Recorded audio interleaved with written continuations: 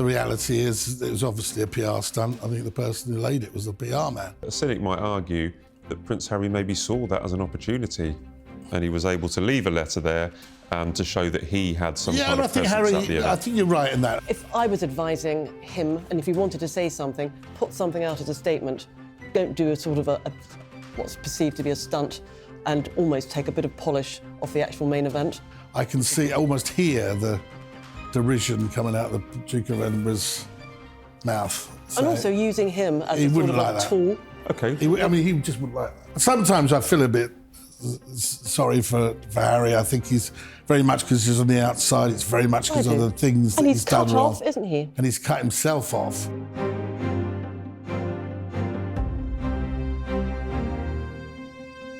Welcome to Royal Exclusive, where this week, after the Prince and Princess of Wales find a new forever home, what does this mean for the future of Buckingham Palace and Windsor Castle? Meanwhile, the royal family gather at Balmoral, but will it be a restful holiday? And as Prince Harry leaves a so-called discreet tribute for VJ Day, what would Prince Philip really have thought about the disruptive Duke's actions?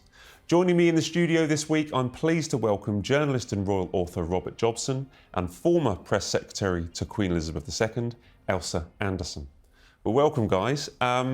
Look, the Prince and Princess of Wales, I totally understand why they have got Forest Lodge. Personally, I understand that they're moving their family out to the countryside and it's going to be their forever home. But we're told that when he becomes king one day, William will not be living at Buckingham Palace or Windsor Castle. What does it mean for these two old, huge, iconic institutions not to possibly have the monarch living there for the first time in hundreds of years? Well, first of all, great scoop. Getting the story about Forest Lodge that you got in the Sun. Look, I think it's to be expected with William. He said he wants to be a king with royalty with a small r. Part of that, I think, is that he wants to be downsizing. He's not exactly a modest home in terms of the general public. In terms of a royal residence, it's fairly modest. It used to be a private secretary's house, so it's just slightly bigger than Adelaide Cottage. I think that what it means is it looks like he's going to be, when it is his turn, it's going to be looking to do things differently. I mean, both both Buckingham Palace, as well, it has been a home since Queen Victoria. It was built in the Hanoverian times, but it was built for Queen Victoria. I just think if you've got a young family, it's probably not necessarily suitable for them.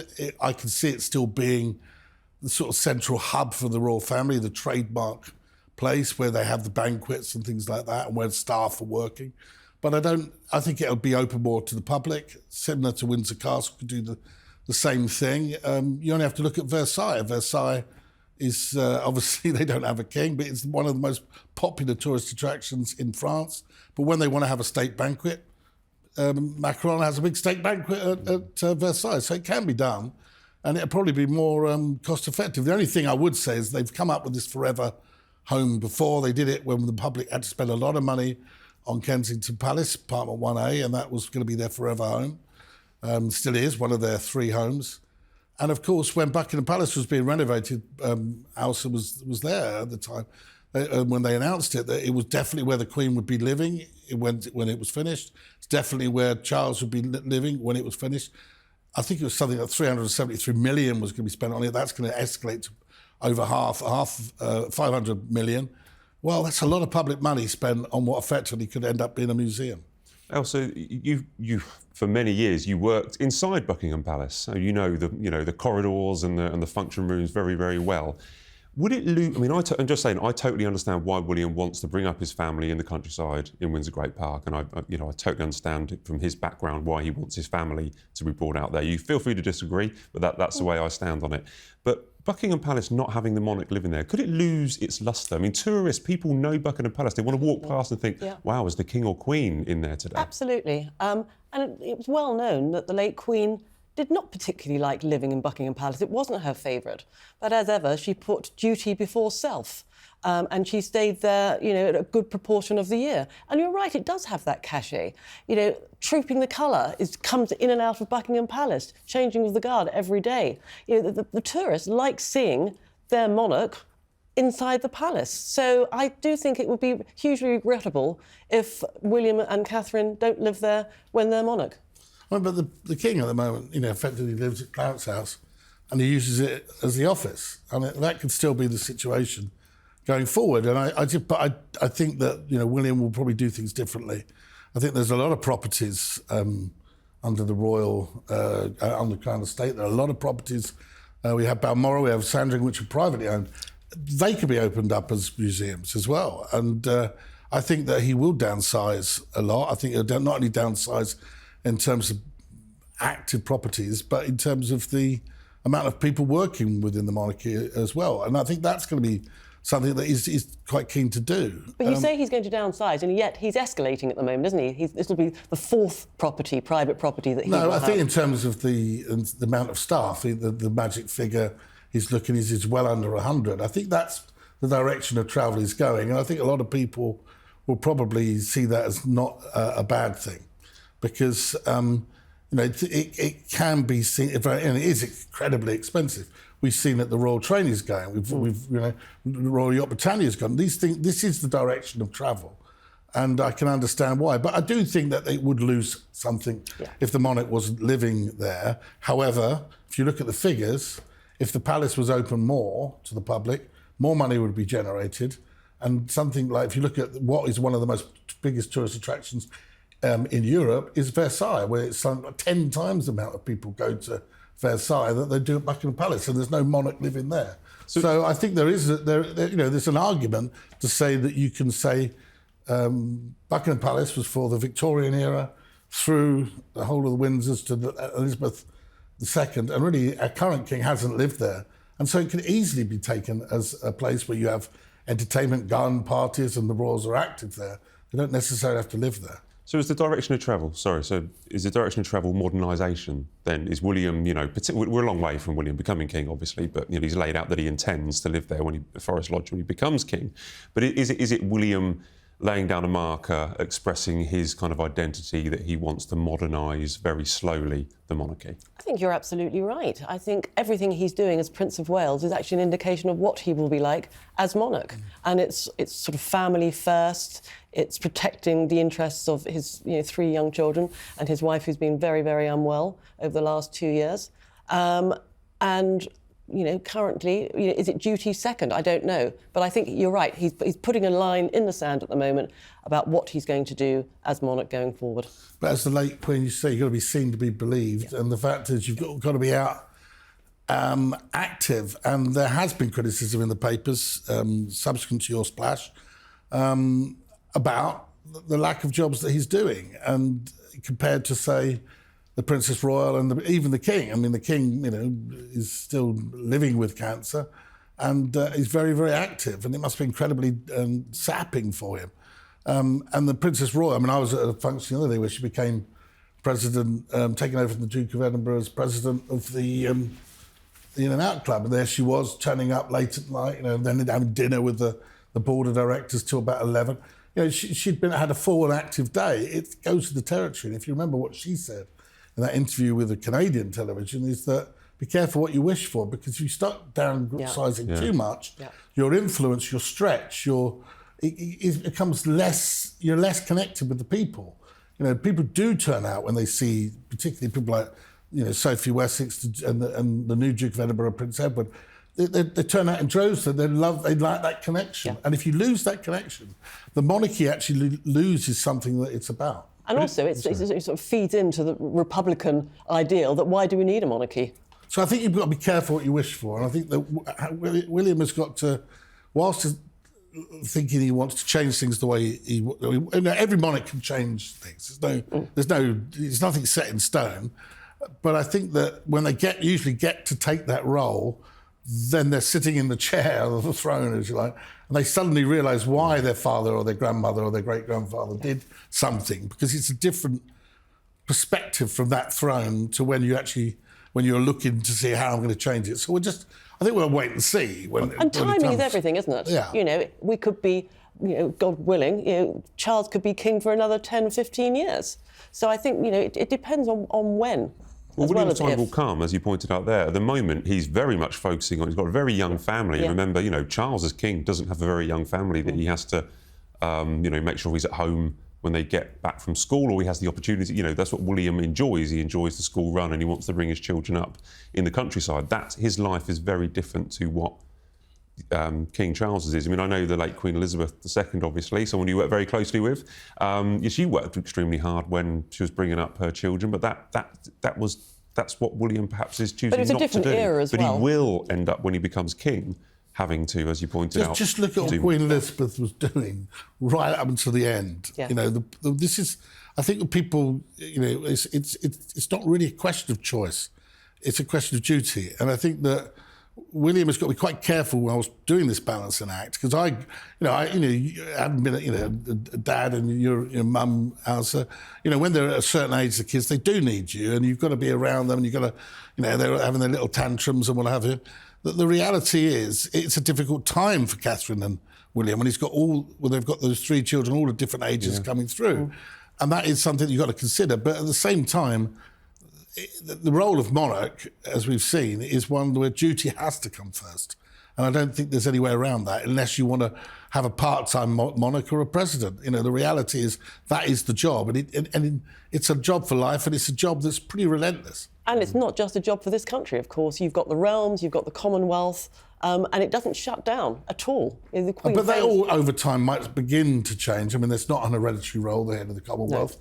No. Where what currently is, and we don't know what's going to happen with those other realms in the future. But I think that William is looking at the immediate future. He's just gone through a terrible crisis with not only his father still living with cancer, but his wife having to battle through. And I think that must have focused his mind. Yeah. And also, I think that what you're saying in your piece about the privacy, look, that's going to be something that's always going to live with him after what happened with his mother. Yeah. So I think you can understand the way he's thinking. Different kings, different princes of Wales for different times, I feel. But we talk about the children, and family very important. As we very stress. We keep being told how the children are very important and the upbringing. Yeah. Ailsa, you were there when George was born, but you were working for the Queen when Prince George was born. What's the dynamic there with William and his children? Because am I right in recalling, it's before my time, that if we had the footage, we would see you laying out the easel announcing Prince George's... I did. So there was a letter signed by all the medical team who were present for George's birth, and it was the official announcement, just saying the weight, baby born, healthy baby, healthy mother. And I walked across that very famous gravel forecourt and I put the easel up. What's that like doing? It's a silly question, but... Of course, press secretaries are always behind the cameras. We're never sort of the story. And suddenly when you become the story, it's almost overwhelming. And I remember coming home, and my son was only 5 or 6 at the time, and he said, "Hi, Mum, saw you on telly. What's for supper?" And that's very grounding, actually. They did also put it out on a tweet and all these other things as well. So it wasn't that 1,000 years ago. No, it's modernity and tradition. It does make you sound like you were doing it a long, long time ago, but it's like they were putting the easel out and everything. They did have modernity as well. Modernity and tradition. Did you ever get any sense, I mean, it's very early days then, George had only just been born, but did you ever get any sense about William's, fatherhood, the way that he dotes on his children, he would maybe want them to be brought up in the countryside rather than a big palace? I think, he might be a prince, but he was also a new father, and like any new father, you have that overwhelming sense of pride, but also, it's terrifying. And he's spoken about, having to practice putting the car seat in when the baby came out of hospital. So, I think he was like any new father. It's that amazing sense of joy, but you're sort of, you're on display to millions of people globally when you're walking out of that hospital, which is quite terrifying. So we expect William and Catherine and the 3 children to be in Balmoral this summer. The King earlier this week, there was a lovely little ceremony. You've probably seen it. Yeah. You've probably been there with the Shetland pony, and then he was welcomed by the soldiers into Balmoral. The whole family's going to be gathering there. Prince Andrew's up there with Sarah Ferguson, by the way. He was banned from Christmas, but he's allowed there for summer. What happens at Balmoral? Is it a time? I imagine. I believe it's probably a time when all the family just get to sit around, have a barbecue or have a nice meal, have a dance, whatever they do at Balmoral, sort some issues out, talk about trivial stuff, talk about important things. What happens at Balmoral, Ailsa? Well, of course, you know, the monarchy, the head of state, doesn't stop just because you're on summer holidays in Scotland. So the Queen still used to go through her red boxes every day. She would entertain heads of state. The Prime Minister at the time would always come up for a long weekend, sometimes with their family, sometimes without. So I suppose figuratively, she will go through those gates of Balmoral and you sort of hang your crown on the gateposts and, you know, you do feel more relaxed. And it is much more relaxed. Even dressing is much more relaxed. They've got their kilts on, you know, chinos. It's not the sort of the suits and ties, and the staff are the same as well.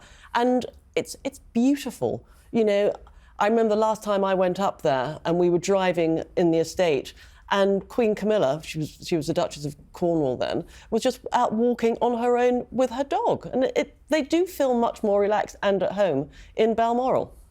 Do you think they will? Am I imagining this? Is this something I'm making up in my head that, you know, Andrew could be sitting there with Charles and this is the one time, or only 2 times of the year, where they actually get to sit down and properly spend time with each other and talk about some of the major issues, family issues? One would like to think so. And one story I recall, a friend of mine told me this, was when the Duke of Edinburgh used to go up there, he was always like, wanted to be free. You know, he didn't want anybody with him. But when he would go off on his excursions, he'd be up about 5:30, 5:45 in the morning, before anybody else, you know, revved up. And of course, he was assigned a protection officer with him. And of course, off he was going to go. He said, I don't need you. And a few expletives later would say, just off you go. He said, and the protection officer said, look, I've been assigned to you. I have to be with you. He said, well, no, I don't need you. You know, off you go. And started getting rather loud, and, you know, being a few expletives later. And so much so that the guy said, right, he just he took the keys out of the ignition and then started walking back to the police hut, of which sent the Duke into a rage. And at this point, the Queen lifts up the window, says, Philip, what on earth's the matter? To which he then said to the protection officer, get in. We don't want to upset the Queen. And then they drove off together. So these sort of things happen. Also, but he used to go off fishing a lot. And I remember two photographers from the Sun, friends of mine when I was working up in Scotland, were just by a lake, and he just turned up with his boat on top of his car, or been so long, and they helped get it into the lock of the small lake. And they thought they were policemen, but they were actually two photographers. One of them from the Sun, a guy called Mark Sweeney from the Scottish Sun, and he loaded up they loaded it up, and he said, well, you know, where are you stationed? He said, oh no, we're with the Sun, sir. And he goes, oh. He said, well, you better hang around a little bit longer and I'll give you some photographs. And he did exactly that, and he gave them the photographs, and they dispatched it back to London. So, I think they're quite relaxed when they're up there. They are. It's a very definite atmosphere. Do you think they'll decide on anything? Do you think there's anything's ever, like, they sat down and talk about major issues? I mean, let's mention Harry. I mean, we know he's coming over in September. Would he be welcome to come to Balmoral this summer? Could you ever see that happening? I personally don't. I think that his bridges are well and truly burnt. Not a warm welcome at Balmoral. I can't imagine it happening. The story comes up every year. I think it depends who's up there. I think, you know, the King has made it clear that the door will always be open for him. So I think if the King was up there on his own, I don't think he has made it clear. I think that was a meeting between a press secretary who was escorted outside and was photographed with Harry's PR people that got what they wanted. I think the King's position at this moment in time is nothing has really changed. I wouldn't be too sure. I'm pretty sure. Well, it's big enough to put. You've been to Balmoral. Yes, I have. There's lodges on the estate. Absolutely. There's Craig Owen Lodge. I mean, there's more enough to have Harry in there and have a little dinner together. Yeah, and there's lots of cottages on the estate. So yes. And keep William and Catherine away. And then but you're assuming then that the King has forgiven everything and he's moving on with what happened when Harry and Meghan totally insulted his wife and insulted the country at the same time in what they've done. I think it's very difficult position for the King, but I don't think a lot's changed. Do you think they'll be watching Meghan's new Netflix show next week? Because we will have to be talking about that in future shows. We're going to have to be watching it. I just, you don't think we're going to be sitting around the big TV in Balmoral watching it? No. Okay. No. All right. I don't think an awful lot of TV will be watched in Balmoral, to be honest.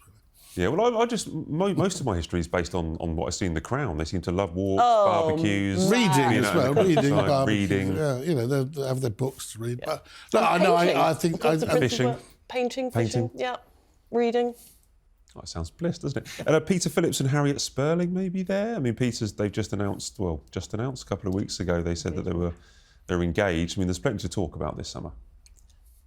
Yeah, they'll have a nurse on hand. That'll be great. Gosh, I wonder what sort of wedding it will be. I worked on his last wedding to Autumn Kelly, which was fantastic. So I wonder what sort of wedding they will envisage this time round. I would imagine one that's profitable and appears in Hello. you cynic. Oh, Rob.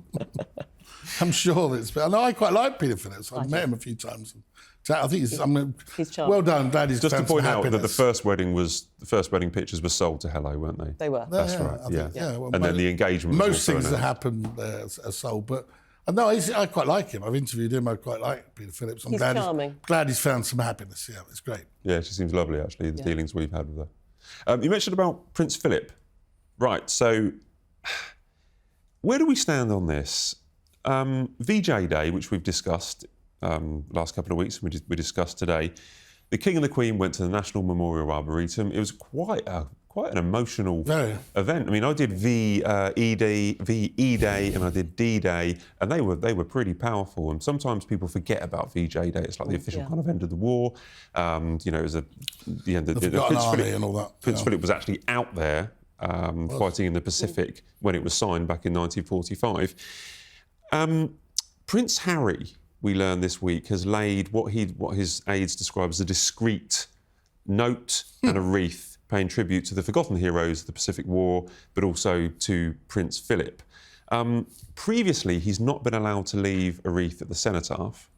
And as I say, he didn't attend, but he got a friend to lay a wreath. Was this a PR stunt? Is this something that Harry is inextricably linked to the armed forces? He's spoken in the past about how much he admires his grandfather. Where do we sit on Harry's actions here? Well, the reality is it was obviously a PR stunt. I think the person who laid it was the PR man. But we don't know that for sure. Well, you know, the bottom line is, if you didn't want it to be a PR stunt, just leave it there, and I'm sure somebody would see it. I.e., it would get passed down to the press eventually when someone else sees it. I think it was just a little bit too slick, and it's part of an Operation Rebuild Harry. Also, I think that's going on. If I was advising him, and if he wanted to say something, put something out as a statement. Don't do a sort of what's perceived to be a stunt, and almost take a bit of polish off the actual main event. Yeah, I think that's exactly right. And also, the King was there. As I say, I thought it was incredibly emotional. Yes. You know, the whole... When the soldier stood up, the former captain, and he saluted to my brave king, I thought that was all very emotional. And only you could see the tears in Camilla's eyes. Clearly, both of them, and the king. And the king was really moved. I thought it was terrific and showed you what it was all about, really. And again, I think it was the King's day, but I think that the Prince of Wales and the Princess of Wales, given that this is probably the last time there's a significant anniversary to commemorate the 80th anniversary of the end of VJ Day, Prince and Princess of Wales absolutely should have been there. Well, a cynic, and that might not be me, but a cynic might argue that Prince Harry maybe saw that as an opportunity, and he was able to leave a letter there to show that he had some kind of presence at the event. I think you're right in that. I think Harry, you know, he had a lot of people respected Harry for the Invictus Games, for his own service. But I just don't think, as Ailsa quite rightly says, you don't need to do stunts. I can almost hear the derision coming out of the Duke of Edinburgh's mouth. So and also using him as a sort of a tool. Okay. He just wouldn't like that. No, he wouldn't. And it wasn't about him. It wasn't about the Duke of Edinburgh. It was about those veterans, as you rightly said, who probably won't be here for a next significant anniversary. I think so, yeah. So in Harry's note, I'm pretty sure he did write about the forgotten heroes, and he did thoughts about their heroics. out on the front in the Pacific. But you're right to point out that it was largely about Prince Philip. He'd hated that, Matt. He really, all the time, whenever anybody, go through any of the interviews, you know, when they start talking about his service, this is a man who was mentioned in dispatches. Yeah. This is a very brave guy, you know, and he fought, he hated people talking about that. He would have just said, look, you know, there were many other people doing that. He couldn't stand people, like any true hero, you know, somebody who'd served. It wasn't about him. It would be about his shipmates. It would be about those he served with and those who lost their lives, more importantly. It wouldn't have been about him. He would have not wanted that, not the Duke of Edinburgh. No. And also, the King didn't talk about his father, did he? No. The mention was, of course, was the references all to his grandfather as king. But I mean, he was president of my club, in and out, and the Duke of Edinburgh was just not about himself. He was, you know, he was a serviceman. He was not about himself. Yeah. Well, you called it. We between the three of us, we've suggested it may have been a deliberate stunt. I'm surprised that you think that Prince Philip, Duke of Edinburgh, would have been opposed to Harry writing this letter and referring to his kind of heroics. I think, as Rob rightly said, it's not about him. It wouldn't be about Philip. It would be about all those people there on the day. And the ones who died. Yeah, absolutely. Serving. We will remember them. He just wouldn't have wanted to be remembered. You know, he would. You could always hear him saying, "Yes, I was there." You know, whatever. What difference does it make? As I said originally, I just think if Prince Harry did want to pay tribute to these people, he could have put out a statement on the day, rather than going and doing something quite so graphic and sort of... He can't really win, though, can he, Harry? I mean, he just seems to get things wrong. But do you think, Rob, you know, is it because he doesn't have the sort of senior level of advisors advising him what to do? You know, he's sort of cut off in California. I think it's because he's out now. You know, when you're on the outside looking at him... You know, but where's the statesman? Where are the Lord Geitts? Where are the David Mannings? You know, where are these sort of big hitters? Remember, you were there, Ailsa, how difficult it was to advise him, and the people around him used to have real trouble. But when I was there, there were those statesmen. There were the Lord Janvrins, the Lord Geitts. They bring in people like David gravitas, Manning, people with real, you know, people and experience of the or world. Even people like, you know, Jamie Lowther Pinkerton, who was a senior officer in the SAS, and they did listen to him, and Harry did listen to him. Look, sometimes I feel a bit sorry for Harry. I think he's very much because he's on the outside. It's very much because of the things that he's done wrong. And he's cut off, isn't he? And he's cut himself off. But then again, you know, he was advised by his own father to think very carefully about what he was doing. And you know, make your bed, you lay in it. That's it. I think you've hit the nail on the head there, and it's something that I've touched on in the past. In the fact that when he was working member of the royal family, he had so many mentors. Yes. He had so many experts talking to him, saying, "Well, if you do this, you might want, not petulant, but you might suddenly want to do this. You're impetuous, but if you do this, these are the repercussions. We advise you not to." Consequences. Now, who's telling him? So he shouldn't have done that BBC interview earlier this year. You know, that was completely wrong. They should have advised. They're now reaching out, as we know, the balcony meeting. The press teams are kind of, you know, reaching out and talking to each other. It always worries me what advice Harry is receiving. Who is his private secretary? The equivalent of a private secretary. Who has the experience to know that if you act like this, the royal family are going to act in return? Would be Meghan, I would have thought. But Matt, I totally agree. And even going far back, writing the book Spare, you know, clearly the publishers aren't going to say to him, "Don't do this," because they want to make money from the book. A Netflix director might now be advising on how he should act. That's the dangerous part. Absolutely. It's the quality of the advice. It's what you touched on. You know, when there are people like Lord Geitts, or there was David Manning, or there was Jamie Lowther Pinkerton, these are people that have got great breadth of experience and gravitas in government, in military, and all sorts of areas. And I think that you know, he had his moments, Harry. I remember that, you know, he once went to, if I remember right, I was told he went to the intelligence services and started giving his views on how the war in Iraq could be handled. And they said, "Well, thank you very much, Captain, but that's, you know, a bit above your pay grade." So you know, you've had that. And I think even Prince Andrew is said to have done similar things where they start, you know, giving their views, and the military are quite good at just putting people in their place, saying, well, that's your rank, you know, and we've got generals and field marshals are dealing with that and strategies. So I think that Harry has always been a difficult person to advise, but his advice was always a lot better in the past when he was inside the tent. I think one thing we haven't touched on is the link between Prince Philip and the Captain General of the Royal Marines, because obviously Prince Philip was Captain General of the Royal Marines. That was a title that Harry took on, that he then had to hand back when he left, and I'd imagine Prince Philip would have been furious about that when it happened.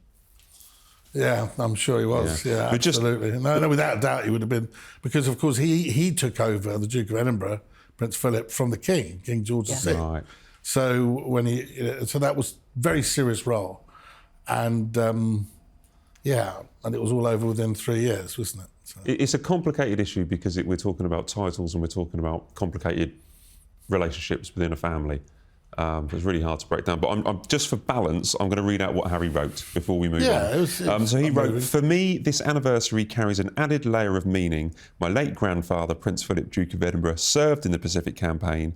He spoke with quiet humility," which you were probably referring about those years, "but I know now deeply he respected all those who stood beside him in that theatre of war. Today, as I think of him, I also think of each of you, of the shared hardships, the bonds forged and the legacy you leave." Yes, it's moving. It's nice. It's a nice, genuine remark. But it could have been. It just shows you what could have been so good. The first two words he said, "For me." For me. So it's already. It's about him. You're right, Ailsa. You're right. That's not a great start. But then again, this is a guy that's pretty lost, I think. I just always, whenever I hear things like that, I think what a waste, really, because.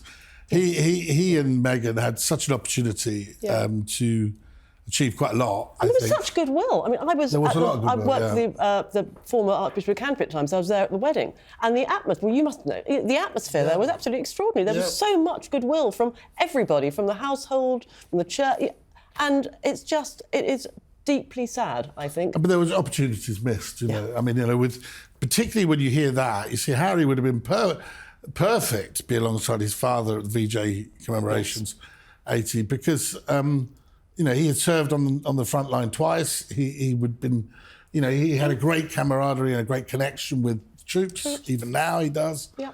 And I think both he and Meghan, in terms of the Commonwealth, could have achieved an awful lot. Yeah. But there's an opportunity missed, and I'm not really sure. And he must be looking back, because you get a sense in there of the humanity of the guy. That it's a genuine feeling about this, that he would really want to be there. Totally, I totally agree. And he's not. He's in Montecito with his wife, around the kitchen table, talking about jam and sprinkles. I mean, it must be infuriating. You can't even Don't you do that? I don't know. No. Tricky question before we move on. Could you see in the direction of travel with this all talk of reconciliation and stuff like that, could you see a situation where Harry returns to events such as this? Not currently. Maybe the next event he'll return to would be, state funeral. I just don't see it. No. Okay. Yeah. Right. Not because we heard from himself, didn't we, in his interview with the BBC, or his rant with the BBC, that his wife and children are not safe here, yet they're safe in a country where, you can go on the street, people have got guns on the streets. But, he's made that position incredibly clear that he doesn't feel his wife and children are safe. Well, we're going to get Harry over in September, remember? Yeah, but not with Meghan and the children. With Meghan, yeah. Well, it's going to be. I mean, you never know. I mean, that would be interesting. I think it'd be quite a busy time for you, because you would be well-child. Well-child becomes incredibly well-known whenever he comes over, yeah. And we'll be covering it all, I'm sure. All journalists He's are going to be covering it. He's not here at the same time as President Trump, is he? Week before. OK. Yeah. That would have been an interesting... I don't know if that's official yet, but I'm saying it's a week before. I doubt they can fly in on Air Force One together. I don't know, given what President Trump has said about him. Yeah. We'll be talking a lot about this in coming weeks, the Trump visit and Harry's visit. Now, what do you think about this? Have you seen the story about the King portrait? So if you come into our office like you did today, when you come into our building, we have the official King portrait. I think the picture was taken by Hugo Burnard. Is that the one? Wedding photographer. So we have that. I might be wrong with the name on Hugo Burnard. I'll have to check that. But the picture was taken to commemorate. You know, this is in his uniform. In his uniform, and it's there for all public bodies, government agencies, even job centres, you know, can have a picture of our monarch. And we have one at the front of our office. So there's a story saying that more than 46,000 public bodies have turned down the chance to have a King Charles portrait. And more than 2.7 million was spent, because they're free. If you want one, taxpayers are paying more than £2.7 million to send public bodies these portraits. We have one. If you had a public body or an office or a company, would you have a portrait of the King? Yes. Okay. Yes, absolutely. But you would not expect me to say anything different, would you? But I don't know, is it a sign of the times? You know, I don't know, do people have their chairman as photographs or portraits in lobbies? You know, I don't know, is it...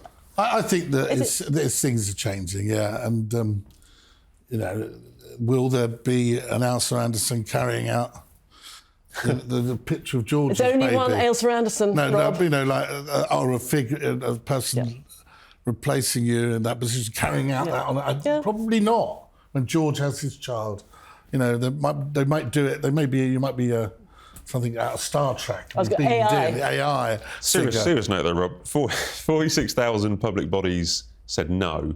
Do you think it's do we dismiss it as a sign of the times, or does that show any lack of affection that the public have for the King? I think a lot of people got a lot of affection for the King, but, you know, one must always remember cost. And I think that, you know, we live in times that, you know, a lot of people are struggling, and they, you know, might not necessarily think this is the thing to have. But it seems a bit sad to me, because, you know, if they would have had one of the Queen, then they should replace it with the King. Yeah. But then, you know, how many organisations did yes, please? I'm sure all ambassadors' residences will have signed photographs of It's probably the councils, is it? So apparently more than 20,000 were sent out. If I've got my figures right, more than 20,000 was. But to councils as well, you know, like there are a lot of councils that are not necessarily, you know, have different majorities and what have you. They may be saying, you know, they're not particularly linked to the monarchy, or not particularly wanting to be. So there's been a lot of changes, hasn't there, in terms of in terms of diversity, in terms of political makeup of the country. So maybe it feels a bit old-fashioned or old school, but I'm happy to have one in the front of our office, and I wouldn't look down on anyone else that doesn't. I think it probably does feel a little bit old-fashioned. Yeah, it probably does. All right. Well, I'll try. If you want one, I'll try and get you both one. Thank you. If you want one for your offices at amazing. home. All right. Right. We've just got time for our quick-fire questions. Which is your favourite royal property that you have visited? Current. Whatever. It's open. Throw it completely open. The one that I always like to see is Hampton Court, which is not really a royal property. And I always used to like to go to Osborne House, where Queen Victoria. It's beautiful. Used to be there on the Isle of Wight, and you see what I remember as a kid was the sort of the little alabaster statues of all the children's hands and things like that she had, Queen Victoria had. Now, I think, I love places away from London, probably.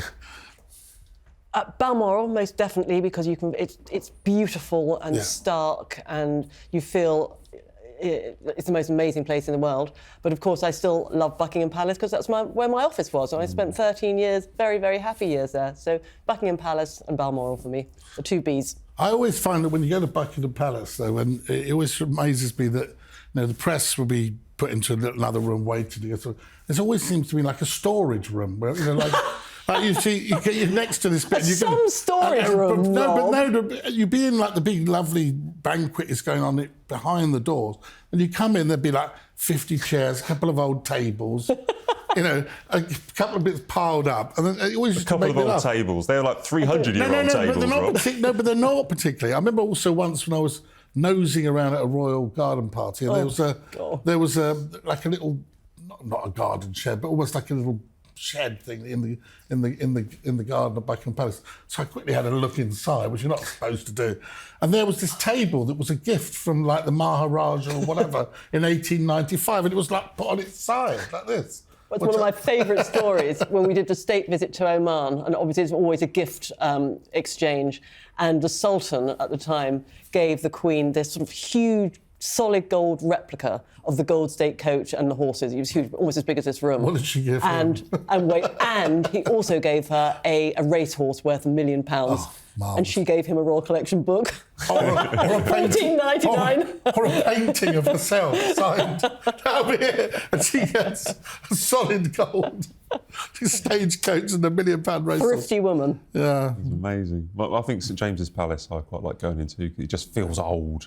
It just feels so old. Because I think because James's Palace. Also, you always see at St James's Palace. You see. I always think of when they were doing the at the time of the abdication, and they did the declaration of the king, and then Wallis Simpson's watching on, which was seen as a sign of bad luck. Well, you mentioned abdication there. My next quickfire question is actually, what has been the biggest crisis facing the royal family while you have been covering them? I wasn't there for the abdication. You weren't there for the abdication. Mine was Diana, 1992, Anna Cerebalus. The breakup of Charles and Diana's marriage was clearly, that whole 1992, 1991 period was pretty damaging, yeah. Okay. And of course the death of Diana. Yeah. No crisis on my watch. Only celebration. Well, you had and one success. when you were at the Archbishop of Canterbury. We won't talk about that. I'd gone by then, thank you. Not on my watch is your name. How long were you at the palace for? 13 years. 13 years. Yeah. No crisis. Unlucky for some. No, just successes, Matt. Well, if you've been working the last 5 years, you'd have had plenty of crises. You came in just after Diana, wasn't it? 2001. Yeah, 2001. Yeah, and so all of that had passed, and then it was really building up to Charles and Camilla's wedding, and onwards. Happiness. Then you had Happy Wedding. Well, we did have 2 funerals. So my first year, so we had Princess Margaret and the Queen Mother. Queen Mother, yeah. Okay, interesting. And finally, what is your favourite portrait or photo of a royal? Oh.